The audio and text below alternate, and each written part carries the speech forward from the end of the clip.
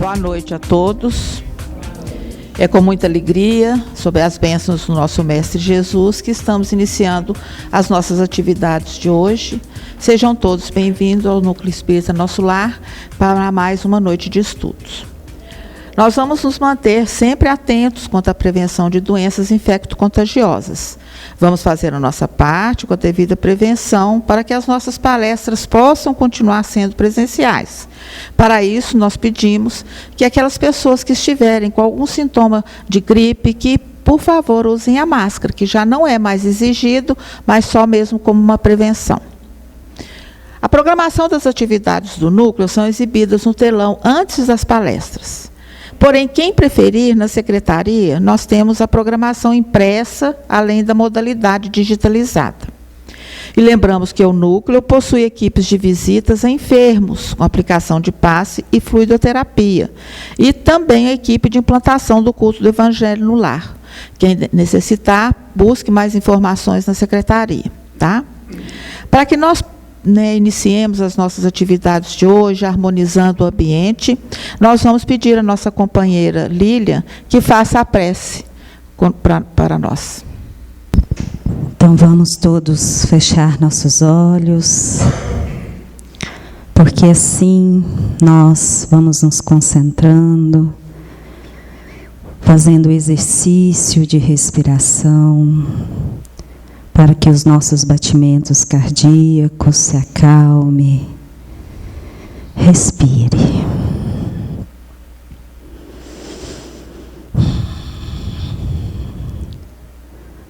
Vamos elevar o pensamento a Jesus. Vamos imaginar nosso irmão querido, como a gente entende, como a gente o conhece, este irmão querido. E ele está presente na vida de cada um de nós. E ele traz um sorriso, trazendo a harmonia, a calmaria e o fortalecimento para o nosso corpo físico e espiritual. Jesus nos abraça. E a cada abraço, sentimos que somos filhos do nosso Pai. Porque quando Jesus nos abraça, sentimos também a presença da nossa Mãe Maria e de Deus, nosso Pai. E este abraço se estende aos nossos familiares, familiares que estão às vezes distantes de nós, às vezes já foram para a pátria espiritual, que eles recebam esse mesmo abraço de Jesus, fortalecendo cada um deles, levando a vibração de amor para os seus lares e para com você também, pois Jesus carrega cada um. E sabemos que o nosso coração está conectado ao dele. E tudo que sentimos em sofrimento vai passar. Porque Deus, nosso Pai misericordioso, banha cada um com as suas provações divinas para o crescimento espiritual. E pedimos a todos que permaneçam nessa harmonia, nessa energia grandiosa de Deus, e acalme seu coração, porque tudo vai passar, porque Jesus estará sempre ao nosso lado, e que a paz e o amor de Jesus esteja sempre conosco, hoje, amanhã e sempre. Que assim seja. Que assim seja. Nós lembramos a todos que no nosso canal do YouTube, Núcleo Espírita Nosso Lar, as nossas palestras podem ser vistas, como também outras palestras. Inscreva-se e ative o sininho para ser notificado das novas postagens. Como já está, nosso costume, toda a última quinta-feira do mês, O trabalho, a palestra é realizada pelo nosso companheiro José Eustáquio, com palestras relativas a assuntos do movimento espírita, com temas pontualmente significativos da doutrina espírita. Hoje, ele irá falar sobre o tema Presença Espiritual, Lugares Assombrados. Lembramos que perguntas podem serem feitas, de preferência por escrito. Logo após a palestra serão respondidas. Disponibilizamos papel e lápis e não precisa se identificar. E é com muita alegria que nós convidamos o nosso companheiro José Eustáquio para realizar o estudo de hoje. Ele é um grande colaborador da nossa casa e um grande palestrante, né? Seja bem-vindo. Boa noite, dona Ângela, obrigado. Boa noite a todos. Lugares assombrados. É um tema que pode parecer um pouco estranho, esse tema, mas ele é um tema tão importante como todos os outros temas tratados pela doutrina espírita. E muito importante até, porque é um tema em que a gente vai procurar desconstruir uma crença popular. A crença de lugares assombrados, que muitas pessoas carregam essa crença e criam um medo quando se fala em espiritismo, quando se fala em espírito. E a nossa proposta é desconstruirmos esta insegurança, esse medo. O medo é tão grande que muitas vezes, quando começamos a falar de espiritismo, quando começamos a falar de espírito, a palavra espírito, a pessoa olha para a gente assim, um pouco estranha, e fala assim: você mexe com essas coisas? Né? E a gente percebe que essa atitude é uma atitude de insegurança das pessoas com relação ao espírito, ao ser espiritual. E a nossa proposta é tratarmos do assunto e percebermos que ele é um assunto que tem tanta importância que Kardec dedicou um capítulo inteiro no Livro dos Médiuns sobre este assunto, Lugares Assombrados, o capítulo 9. Então ele trata do assunto, ele esclarece sobre o assunto, e a gente vê que, a partir do momento em que nós percebemos ou compreendemos a mensagem dos Espíritos a Kardec, nós começamos a entender que não precisamos ter receio de falar de Espíritos, de estar em lugares tratados ou tidos como lugares assombrados, não é? A gente vai ver que os espíritos estão por toda parte, e os lugares assombrados, tidos como assombrados, não é diferente dos outros lugares, e que os espíritos podem estar onde quer que estejam. Não é? Nós precisamos, para tratarmos do assunto, para falarmos de espírito, nós precisamos primeiramente ir lá na primeira pergunta que Kardec faz aos espíritos, lá no Livro dos Médiuns, no capítulo 1. Há espíritos? Porque se eu não acredito que há espíritos, que existem espíritos, nós não precisamos nem de falar. Nós não precisamos de tratar do assunto, nem ter medo do assunto, porque não existe, uma coisa que não existe. Né? Então nós precisamos ir lá no Livro dos Médiuns e fazermos a nós essas perguntas e entendermos o que ele traz para nós lá. Ele nos esclarece sobre o assunto. É no primeiro capítulo. A dúvida relativa à existência dos espíritos tem como causa principal a ignorância acerca da sua verdadeira natureza. Nós não temos conhecimento, uma grande parte das pessoas não espíritas, né, não tem conhecimento da natureza dos espíritos. O que é o espírito? Então não tem como saber. A pessoa fala assim: poxa, como eu vou saber? É muito comum as pessoas falarem assim: quem morre não volta, para falar com a gente como que era lá, e se a vida continua ou não continua. Engano das pessoas, porque não sabem, porque voltam, falam, comunicam, é uma população imensa, maior até do que a população encarnados, e nós tratamos como sendo seres à parte, diferentemente de nós, seres humanos, diferente de nós, espíritos encarnados, e a gente vai ver que não tem muita diferença. A diferença é que estão numa dimensão e nós estamos em outra. Negar a existência do espírito é negar a existência da alma.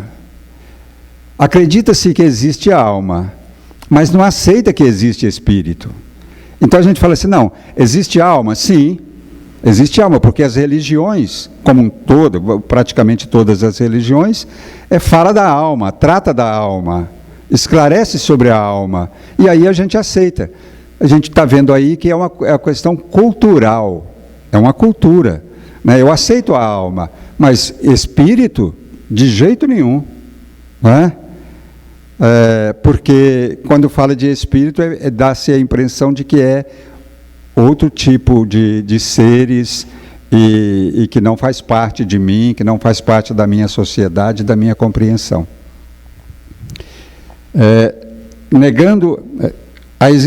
Negar a existência do espírito é negar a existência da alma. Consequentemente, estará negando a própria existência. Porque se eu nego a existência da alma, porque eu acredito em alma, fala-se em alma e eu falo, não, eu sou uma alma, eu acredito em alma. E ainda há uma contradição ou uma incompreensão da questão, porque quando se fala, muitos não espíritas, quando se fala de alma, fala de espírito, estão falando de espírito, só que trata o espírito como alma, né? E alma, nós sabemos que alma somos nós quando estamos no corpo físico, quando estamos encarnados. Somos seres que animamos um corpo, por isso alma, né? Visto que os espíritos são apenas as almas dos homens despojadas do invólucro corpóreo.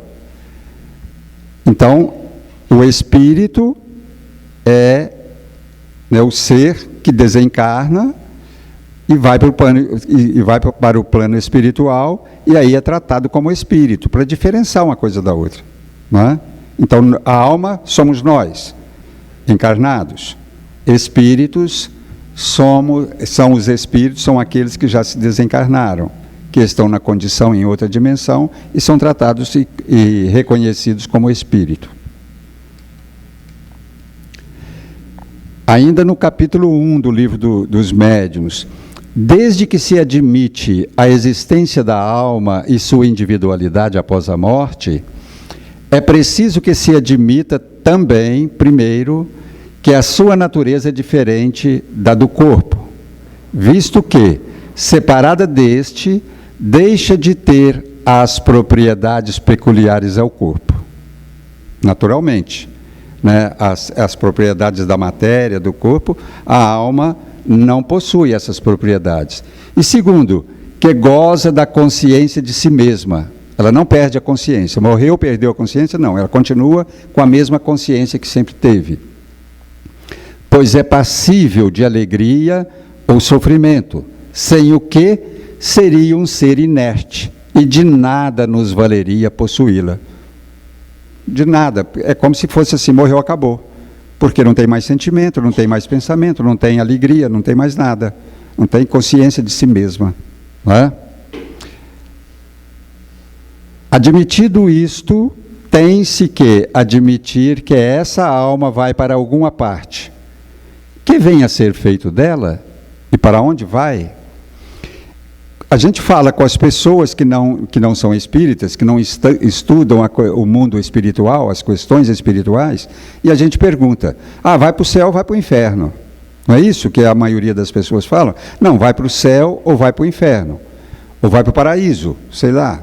Então, são concepções que muitas pessoas têm e que a gente precisa entender melhor esta questão, né, de desencarnou para onde vai habitar, onde vai estar.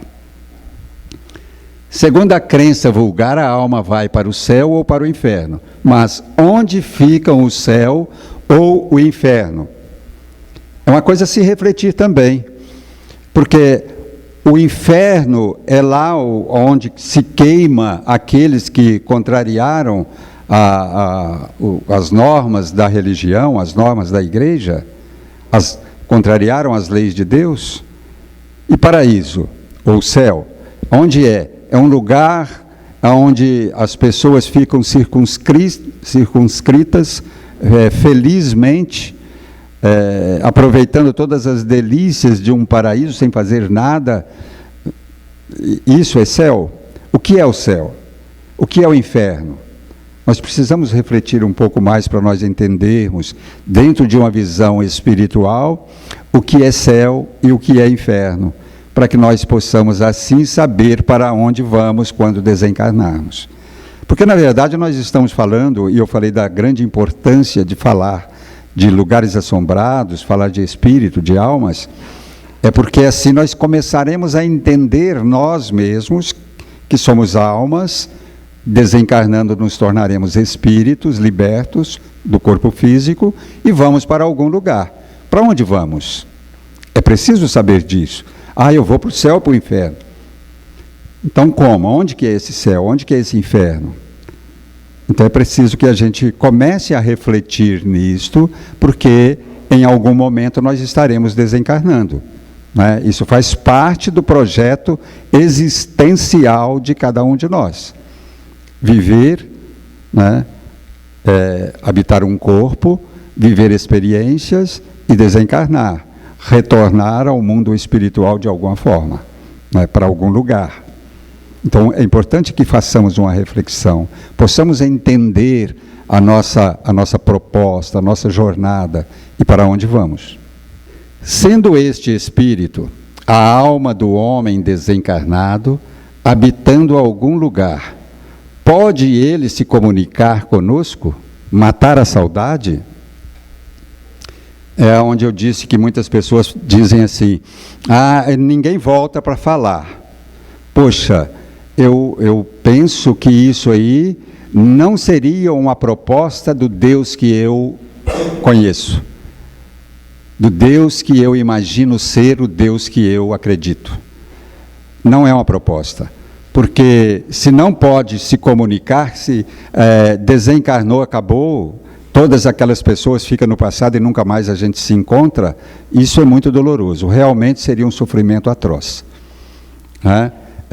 Matar a saudade, nós sabemos que as pessoas que ficam e alimentam a saudade imensa por aquelas pessoas que partiram antes deles, e aqueles que partiram também alimentam saudades, sente necessidade de estar com o outro, procura estar com a pessoa amada, com aquelas pessoas que gostam, que sente prazer de estar junto, procuram estar nos lugares que gostam. Eu até brinco às vezes, estamos conversando sobre alguma questão de desencarne, né? Que estamos chegando à nossa hora, estamos próximo do processo de desencarne nosso, e eu falo com as pessoas, mas não vão ficar livres de mim, porque eu vou continuar vindo no centro espírita, eu vou continuar vindo nas reuniões, participando do centro espírita, porque a minha vida vai continuar, né? Eu não vou deixar de existir, e vou aonde eu gosto, vou aonde tem pessoas que eu amo, que eu quero estar próximo e junto. Eu me lembro de uma fábulazinha contada, atribuída a Francisco de Assis, que estava ele e um companheiro que o acompanhava sempre nas atividades, em todos os feitos do Francisco de Assis, ele estava junto, e um dia eles estavam carpinando a chácara, porque eles moravam numa chácara perto da cidade deles lá, e aí eles estavam carpinando a chácara, e aí esse amigo dele, muito simples, falou assim, mestre, quando você morrer, o que você vai fazer? O que você pensa que você vai fazer? O que você pode fazer? Para onde você vai? Aí dizem a historinha que o Francisco de Assis pensou e falou assim: eu vou continuar capinando, na maior simplicidade. E aí a gente vê que é uma realidade. Ele não falou aquilo à toa, não é? A sabedoria de um Francisco de Assis não ia falar uma coisa com seu discípulo. Ele estava sempre ensinando, as palavras dele eram sempre de ensinamento. Ele não ia falar uma coisa aleatória, simplesmente para brincar. Não era essa a proposta, era realmente: vou continuar capinando. Quer dizer, eu vou continuar existindo, eu vou continuar fazendo as coisas que eu gosto, vou continuar praticando o que eu acho e penso que é o melhor eu continuar praticando. Logicamente que ele não ia continuar capinando da mesma forma, né? Mas ele ia continuar ali, naquele processo existencial que ele estava desenvolvendo, e ele continuaria. É a fala deles, dessa fábulazinha atribuída a Francisco de Assis. Para os que consideram a matéria a única potência da natureza, tudo que não pode ser explicado pelas leis da matéria é maravilhoso ou sobrenatural. Para eles, maravilhoso é sinônimo de superstição. As pessoas que, muito apegadas à matéria, e tudo para eles é material, quando você fala de questões espirituais, ela não consegue assimilar a informação. Não é por maldade, não é porque a pessoa não quer, na verdade ela tem até vontade, muitas vezes tem até vontade de se agarrar a algo espiritual que dê para ela sustentação. Não é por vontade de não querer acreditar ou de contrariar quem está falando para ela, é porque ela não consegue assimilar o processo espiritual que acontece dia a dia na vida de cada um de nós. A espiritualidade está presente, a espiritualidade está conosco, nos orientando, nos apoiando, nos auxiliando, até na nossa vida, nos nossos tratamentos. Não é isso, dona Ângela? Até nos nossos tratamentos. A espiritualidade está sempre socorrendo, amparando, trazendo benefícios que nós precisamos para dar continuidade à nossa vida. É o Pai utilizando estes trabalhadores que já se encontram no mundo espiritual para atender a necessidade de nós, seus filhos, carentes que somos, não é? Então, há uma continuidade do processo e a espiritualidade está sempre junto de nós, mas as pessoas que não têm um estudo, por isso que eu sempre falo espírita e não espírita, nós espíritas temos esta facilidade de compreender o mundo espiritual e de compreendermos as questões que diz respeito, que implicam a vida espiritual, o relacionamento homem-mundo espiritual. Então nós temos essa facilidade. Isso é um grande benefício para nós. Isso nos fortalece. Isso nos fortalece por quê? Porque nós começamos a compreender uma série de coisas que até então não compreendíamos e que começa a nos sustentar a nossa fé, acreditando que tudo que está acontecendo, que está por acontecer, faz parte de um projeto divino para a humanidade, para o planeta Terra, e isso é maravilhoso, porque nós compreendemos dentro de uma fé raciocinada, nós compreendemos as leis de Deus, a proposta de Deus para a humanidade. A gente passa a compreender com mais clareza. Então, até a própria doença, as próprias dificuldades, nós compreendemos que fazem parte de um processo de desenvolvimento e evolução de cada um de nós. Isso é um grande benefício que a doutrina espírita nos faculta. O Espiritismo se apoia em fatos maravilhosos, constituindo os mesmos em objetos de estudos. Cientificamente procura provar a existência deles, dos fatos, e a possibilidade dos mesmos ocorrerem. Vou repetir. O Espiritismo se apoia em fatos maravilhosos, constituindo os mesmos em objetos de estudos. Esses fatos, cientificamente, procura provar a existência deles e a possibilidade dos mesmos ocorrerem. Veja a seriedade da doutrina espírita. A doutrina espírita é ciência, e ela se apoia nos fatos. Esses fatos que acontecem e sempre aconteceram, não é com a criação da doutrina espírita, ela os estuda dentro de uma visão científica, comprobatória, que nos esclarece, que nos dá segurança para acreditarmos em tudo isso que está acontecendo ou não acreditarmos. Isso nos dá uma condição de não aceitarmos aquilo que não é verdade como sendo verdades, e de aceitarmos as verdades como sendo verdades verdadeiras. Por quê? Porque nós temos uma orientação que nos mostra cientificamente a possibilidade, e que isso realmente acontece desta ou daquela forma. Isso é muito bom. Isso nos dá uma segurança de viver. Isso nos dá uma segurança para viver onde quer que queiramos viver, com quem queiramos viver. Isso nos dá segurança.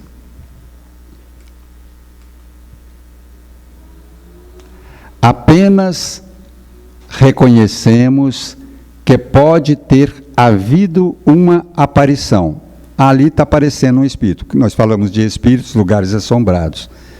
Dizemos tão somente que os fatos que o Espiritismo produz nos revelam leis novas e nos dão a explicação de uma porção de coisas que pareciam sobrenaturais.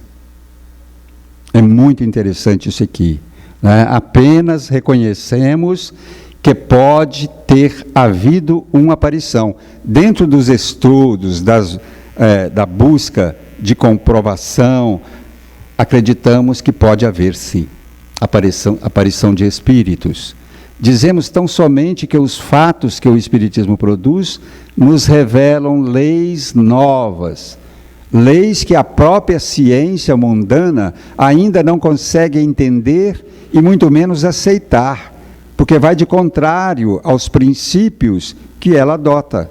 Não é porque são resistentes por resistir à religião ou à espiritualização de si mesmos, mas é porque eles não conseguem entender, porque vai de encontro àquilo que eles acreditam.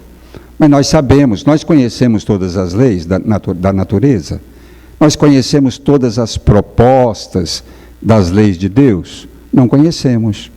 Então, tem coisas que nós ainda não conhecemos, que ainda não chegou para a humanidade.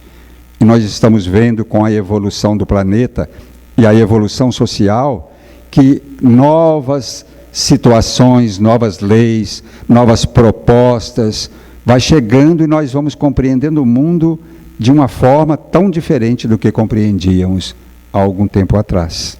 Não é? Ele não é mais solidário com as extravagâncias que se cometem em seu nome, do que a verdadeira ciência, com os abusos da ignorância, ou a verdadeira religião, pelos excessos do fanatismo. Então, o Espiritismo, ele não corrobora certas coisas que falam em seu nome. É preciso que se prova. O Espiritismo não aceita tudo assim. Isso é dessa forma ou daquela outra. Isso acontece desse jeito, aconteceu isso. Então vamos ver. Vamos provar, vamos buscar entender. É possível, é possível. Aconteceu, aconteceu. Por que aconteceu? Como aconteceu? O Espiritismo faz essas indagações nas suas pesquisas.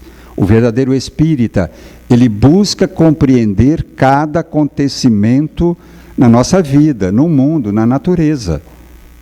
E nós precisamos fazer isso se quisermos compreender o mundo, se quisermos compreender a lei de Deus, se quisermos compreender a nós mesmos, que somos espíritos desencarnados. Não é? Então nós temos que fazer estas indagações. E ele não é mais solidário do que a ciência. A ciência também não aceita, tem que provar. Se não provar, se não conseguir provar, ela não aceita, não é assim? Então também as religiões.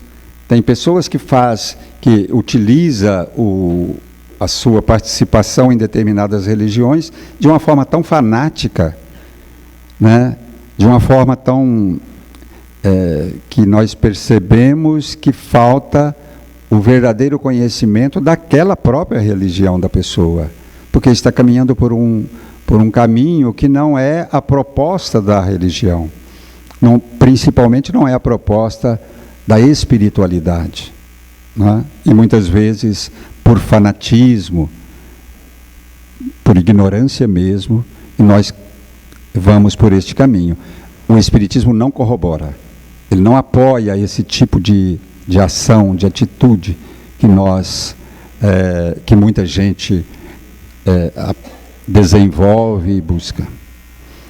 As manifestações espontâneas que em todos os tempos se têm produzido, bem como a persistência de alguns espíritos em darem sinais ostensivos de sua presença em certas localidades, constitui a origem da crença na existência de lugares mal assombrados. Aqui começa verdadeiramente a proposta do tema, lugares mal assombrados, porque realmente tem espíritos que insistem em estarem em determinados lugares, até mesmo em provocar manifestações para que as pessoas percebam que eles ali estão, né? Então, espíritos, a persistência de alguns espíritos em darem sinais ostensivos de sua presença em certas localidades, muitas vezes em lugares específicos, constituem a origem desta crença em lugares assombrados. E é uma crença popular, é uma crença que causa medo. Eu conheço histórias, e muitas histórias, porque como espírita que somos, muitas pessoas às vezes, ciente destas histórias, desses acontecimentos em determinados locais, nos procuram, para que nós possamos explicar o que está acontecendo, o que acontece, se realmente são lugares assombrados. Eu conheço história, inclusive, em que pessoas vendem propriedades por uma bagatela, bem aquém do valor destas propriedades, porque a crença como sendo lugar mal assombrado.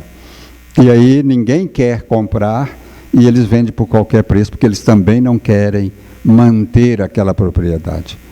E tem alguns mais corajosos, né, que às vezes é espírita, e às vezes não acreditam nisso aí, e acabam comprando por preços aquém do valor de mercado, não é? Então, quer dizer, veja o prejuízo que uma crença desta, é uma crença que precisa ser desconstruída na nossa sociedade. Uma crença dessa causa a pessoas medo de conviver. Tem pessoas que sentem medo de estar na sua própria casa, né? Mesmo que não tenha comentários ou uma disposição para a aparição de espíritos, mas a pessoa tem uma cisma, um medo interno que ela traz de deparar com algum espírito, andar em lugares escuros, e uma série de coisas que nós precisamos desconstruir. Aqui no livro dos médiuns, aí nós vamos lá no capítulo 9, até aqui foi capítulo 1 e 2, eu pincelei algumas coisas lá nesse capítulo 1 e 2, para que nós pudéssemos estar trabalhando, fazendo uma introdução. Lá nesse capítulo 9, Kardec faz algumas perguntas aos espíritos. E estas perguntas eu vou trazer para vocês. Algumas delas, não todas, mas algumas, para a gente ver como que a importância que Kardec deu ao tema e como que os espíritos tratam essa questão. Pergunta 1. Os espíritos se apegam somente às pessoas ou se apegam também às coisas? Isso depende da sua elevação. Certos espíritos podem se apegar aos objetos terrestres. Os avaros, por exemplo, que esconderam seus tesouros e que não estão bastante desmaterializados, podem ainda vigiá-los e guardá-los. Vejam a importância de um estudo desta natureza. Se nós nos apegarmos a determinados patrimônios, que não é só tesouro, porque o tesouro pode ser aquilo que eu gosto, às vezes um bem qualquer, e eu o eleger como meu tesouro, eu vou ficar apegado. E pode ter certeza, se eu me apego a um bem material qualquer, eu vou estar atrasando o meu processo evolutivo pós-desencarne. Eu vou estar me prendendo a esse objeto, aquele tesouro, aquele objeto, aquela casa, ou até mesmo a pessoas. Eu vou estar atrasando o meu processo evolutivo, o meu desenvolvimento espiritual. Isso é um prejuízo enorme para qualquer um de nós. É um prejuízo enorme. Isso vai afetar as nossas reencarnações futuras, isso vai afetar a nossa própria vida no mundo espiritual e, posteriormente, quando reencarnarmos. Então é muito importante nós termos uma consciência para nós irmos nos libertando daquilo que nos prende, daquilo que trava a nossa proposta de evolução.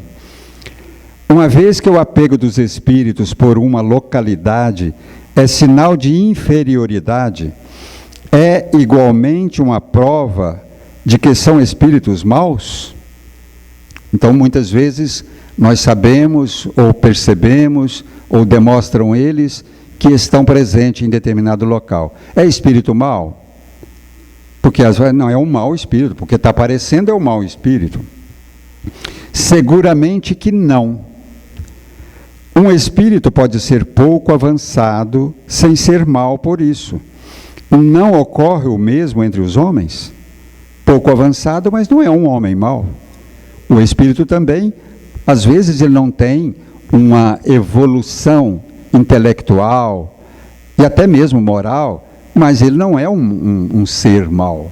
Ele não tem pretensões de fazer mal a ninguém. Ele está habitando ali porque ele quis habitar ali ou porque alguma coisa o atraiu para aquele local, para aquele ambiente. A crença de que os espíritos frequentam de preferência as ruínas tem algum fundamento? E isso aqui, a gente vê que isso aqui é crença popular mesmo. A gente vê que, e é muito explorada em filmes, em histórias, em livros, teatros. É muito explorado tudo isso. Né? Por quê? Porque é uma crença popular do nosso planeta, da nossa sociedade. A crença de que os espíritos frequentam de preferência as ruínas tem algum fundamento? Não. Os espíritos vão para esses lugares como vão para todos os outros. Mas a imaginação é tocada pelo aspecto lúgubre de certos lugares e atribui à sua presença o que não é, o mais frequentemente, senão um efeito muito natural. Então, essa crença de lugar lúgubre, a gente, você vê um castelo abandonado, uma construção abandonada, e aí você fala assim, poxa, é um lugar mal assombrado. E a gente começa a acreditar que deve ter espíritos que estão assombrando, que estão aparecendo naquele lugar.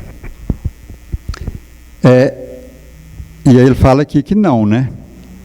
Não, os espíritos vão a esses lugares como vão a todos os outros lugares. Só que eu gostaria de fazer aqui uma observação, que esses lugares assombrados, esses lugares abandonados, e é onde tem um certo isolamento da sociedade, quer dizer, do movimento social, isso muitas vezes é motivo para que os espíritos escolham para habitar estes lugares, para que eles fiquem mais tranquilos, longe da observação e da movimentação da sociedade, para que eles possam ter a tranquilidade que muitas vezes estão buscando. Não é comum, nós sabemos que não é. É esta proposta, isso que naturalmente é isso que se desenvolve, mas a gente percebe e temos conhecimento de que isso acontece por uma série de fatores que aqueles espíritos que vão habitar aquele lugar pensam, imaginam, escolhem.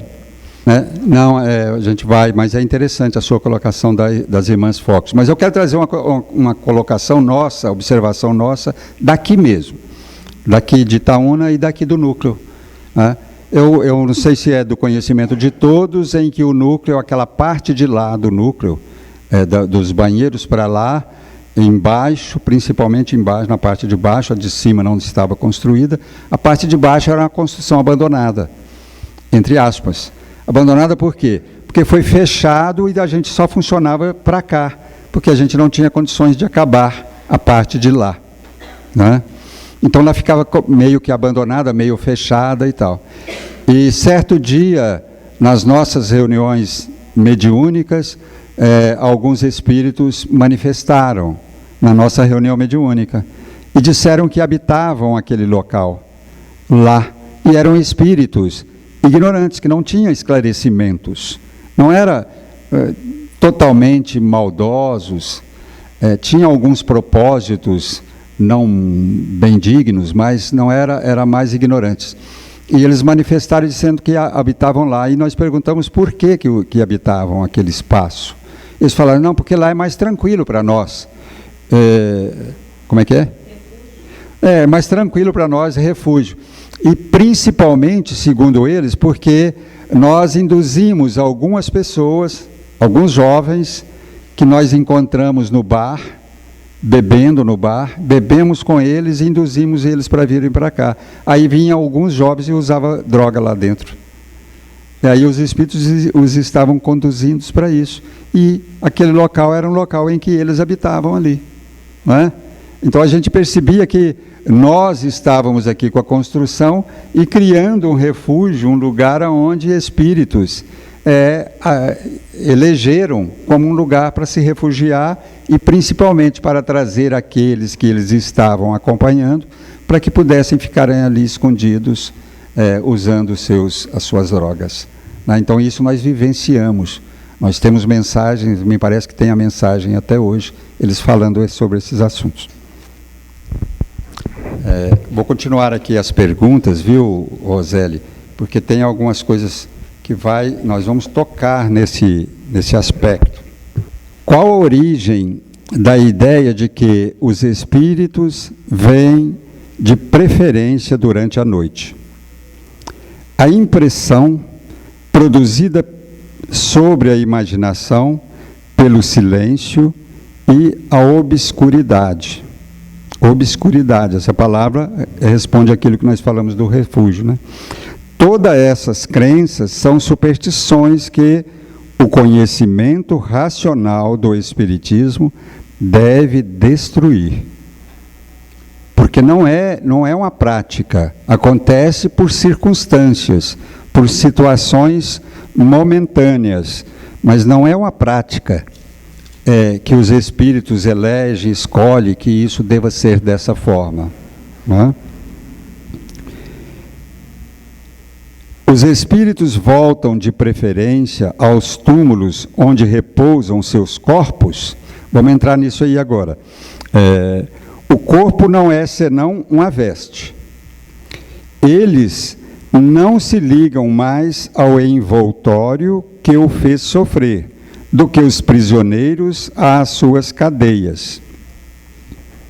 Bom, vamos tentar entender o processo vivido pelas irmãs Fox. Lá era um lugar, né, assombrado, né, entre aspas, mas porque lá possuía um corpo, não é isso? Lá possuía um corpo. Então, elas descobriram com a mediunidade, através da mediunidade, que aquele corpo era de uma pessoa que tinha sido assassinada e estava escondido lá, o corpo, né? Então é como se elas estivessem utilizando a mediunidade para desvendar um crime. Aquele espírito, ele estava habitando lá? Possivelmente, né? Pela história do espiritismo mostra que possivelmente. Agora, por que ele estava habitando lá? Tem uma série de fatores que nós precisamos avaliar. Ou porque o espírito está muito apegado ao corpo, né, a sua prisão, como fala aqui, porque o corpo nada mais é do que uma prisão para nós, ou porque ele não queria abandonar o corpo enquanto não fosse desvendado o crime que haviam cometido contra ele. Porque o ódio, a preocupação, a ânsia, a gente fala e eles levam tudo, o barulho leva tudo embora.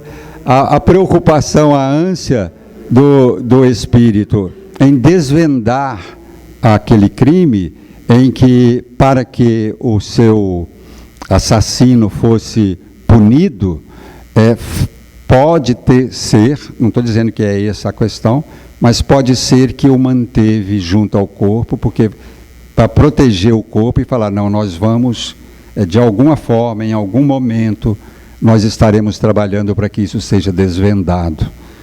Ele poderia ter seguido o seu caminho no mundo espiritual? Sim. Em dado momento ele poderia voltar lá? Sim. E eu estou falando isso por quê? Porque muitas vezes no velório, né? No velório não, no dia dos mortos, a gente vai e ora, faz as nossas preces nos túmulos daquelas pessoas que amamos, não é?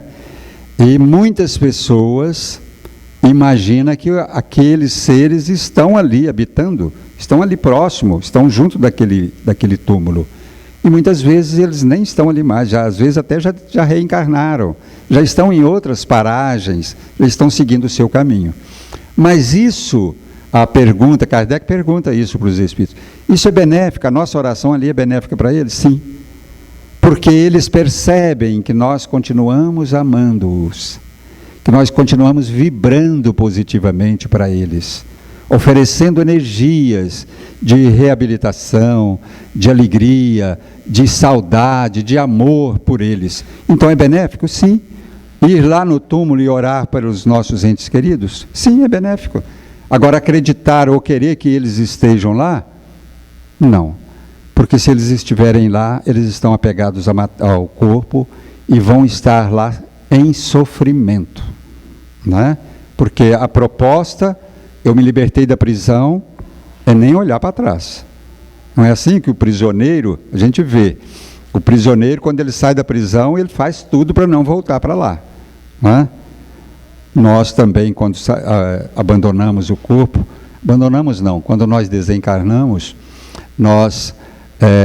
o corpo foi um instrumento que nos foi dado para o nosso reencarne, a nossa evolução, o nosso desenvolvimento, mas já passou a fase dele.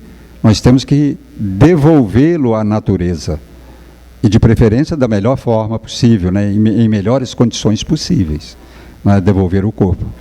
Então, nós não queremos ficar apegados, voltando ao corpo, porque estamos apegados a ele, porque assim vamos sofrer por um período indeterminado. Aqui, por exemplo, não, este não. Segue-se então que a crença nos lugares assombrados parece absolutamente falsa? Dissemos que certos espíritos podem ser atraídos por coisas materiais, podem sê-lo por certos lugares onde parecem ser morada, até que cessem as circunstâncias que para ali os trazem. Dissemos que certos espíritos podem ser atraídos por coisas materiais, podem sê-lo por certos lugares onde parecem fazer morada, até que cessem as circunstâncias que para ali os trazem. Então, eles têm alguma coisa que os atraiu? Sim.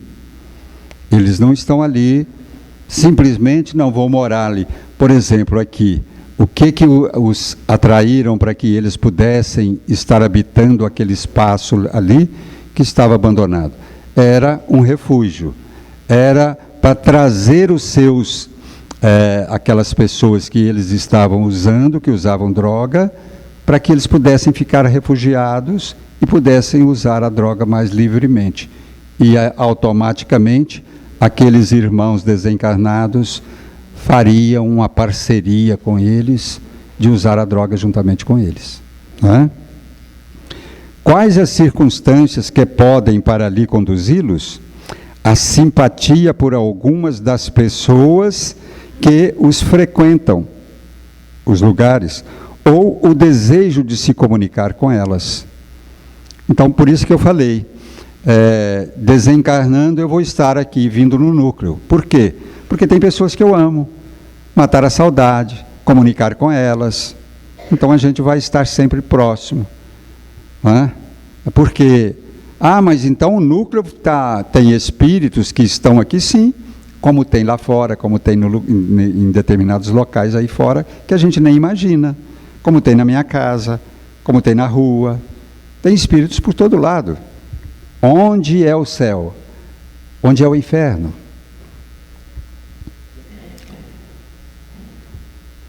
Os lugares assombrados os são sempre por antigos habitantes dessas residências?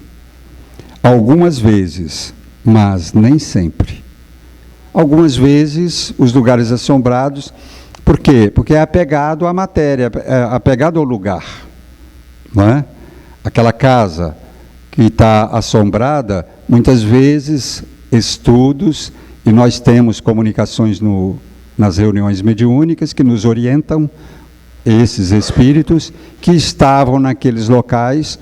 Por quê? Porque a casa é deles, eles ainda sentiam que a casa lhes pertenciam e que alguém estava querendo tomar posse. E aí eles tentavam fazer tudo para afastar aqueles invasores, segundo eles. Não é? Então eles continuavam ali tentando proteger a sua propriedade, por ignorância. Daí eu dizer que a doutrina espírita é uma dádiva de Deus, porque nos esclarece. Nós começamos a perceber que não precisamos nos apegar aos lugares. Todos os lugares são lugares abençoados para que nós possamos, na condição de espíritos libertos do corpo, frequentarmos, participarmos. Podem se fixar aí, tendo em vista proteger uma pessoa ou a sua própria família. Se são bons espíritos, mas nesse caso não manifestam jamais sua presença por coisas desagradáveis. Muitas vezes nós sabemos que espíritos habitam determinadas casas sem se manifestar, e nós sabemos disso através das comunicações mediúnicas, sem se manifestar naquele ambiente, com o intuito de proteger a família, de proteger pessoas amadas da família, e eles ficam por ali. E por amar, não são espíritos maus, por amar aquelas pessoas, eles ficam ali tentando de alguma forma os proteger. Mas não vão fazer nada que possa causar medo, causar o afastamento, a insegurança daquelas pessoas que amam. Para encerrarmos na questão aqui das perguntas, há um meio de expulsá-los? Kardec pergunta aos espíritos, e eles respondem sim. E o mais frequentemente, o que se faz para isso, os atrai ao invés de os distanciar. Muitas vezes, pessoas utilizam recursos que acabam atraindo ainda mais, porque eles começam a ter aquilo como uma brincadeira. Eles começam a criticar daquelas pessoas que estão fazendo alguma coisa, alguns rituais, algumas coisas, eles ficam rindo. E aí eles se apegam ainda mais àqueles lugares, aquelas pessoas, aqueles lugares. Atrai ainda mais, chama outros para brincar, para fazer jacota, porque são espíritos brincalhões, são espíritos que gostam desse tipo de ação. O melhor meio de afastar os maus espíritos é atrair os bons. Como? Evangelho. Culto do Evangelho no lar. Na minha casa, se eu cismar que tem qualquer coisa, qualquer sombra, e quando nós falamos de lugar assombrado, e a gente conhece, quase todas as pessoas têm experiência, falam, não, eu estava lá em casa hoje e passou uma sombra, e eu senti que tinha alguém me observando, eu senti que tinha um espírito lá na minha casa. Isso é comum, porque tem espíritos. Porque tem espíritos que estão ali querendo comunicar, querendo fazer alguma coisa, de alguma forma. E não precisamos ter medo. As leis de Deus nos protegem. Se nós queremos afastá-los da nossa casa, do nosso lar, do nosso convívio, é o Evangelho. Culto do Evangelho no lar não falha. Porque nós começamos a atrair bons espíritos, espíritos esclarecidos para o nosso convívio. E aí aqueles espíritos que estão ali apenas para brincar ou para fazer o mal, eles se afastam. Automaticamente eles se afastam. Então o culto do Evangelho no lar, todos nós sabemos, aqui no núcleo tem uma equipe, tem trabalhos que acompanham as pessoas que quiserem implantar o culto do Evangelho no lar.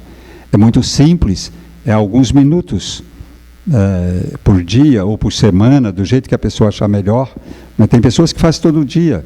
É alguns minutos, faz um culto, uma oração, um pequeno estudo do Evangelho, e com isso está atraindo os mensageiros celestiais para o nosso convívio, para iluminar a nossa casa, a nossa consciência, a nossa vida. E encerrando, resulta das explicações anteriores que há espíritos que se apegam a certas localidades e aí permanecem, de preferência, mas que não têm, para isso, necessidade de manifestar a sua presença por efeitos sensíveis, ostensivamente. Um lugar qualquer pode ser a morada forçada ou de predileção de um espírito. Um lugar qualquer. Por isso que eu disse, eles estão por toda parte. Mesmo mal, mesmo sendo o espírito mal, sem que seja aí jamais produzida qualquer manifestação. Então, nós sabemos que os espíritos estão por toda parte, mas eles vão manifestar ostensivamente em qualquer lugar, de qualquer forma? Não, nós sabemos que não é bem assim que acontece, que existem leis que orientam este processo de comunicação do mundo espiritual. Porque tem pessoas que, quando nós falamos isso, que os espíritos estão por toda parte, eles falam, poxa, eu estou até com medo de viver, eu estou com medo de ir no banheiro, eu estou com medo de tomar banho, e os espíritos estão me espiando. Isso não é assim que acontece. Nós sabemos que as leis de Deus protegem a intimidade de cada um de nós. Protege a cada um de nós na nossa vida diária. Porque se não fosse isso, nós estaríamos à mercê de qualquer situação, de qualquer mente, de qualquer vibração. E nós sabemos que não é bem assim. Nós estamos vivendo como estamos vivendo e procurando conduzir a nossa vida com alegria, com amor, em paz, porque nós temos também uma equipe espiritual, mensageiros celestiais, que estão por toda parte também, nos protegendo, nos orientando e trabalhando para que as leis de Deus se cumpram em favor de todos nós.